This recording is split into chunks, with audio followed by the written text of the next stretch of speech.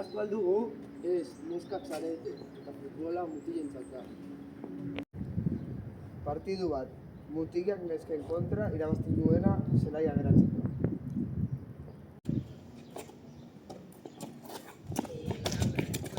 Pasa, Maialen!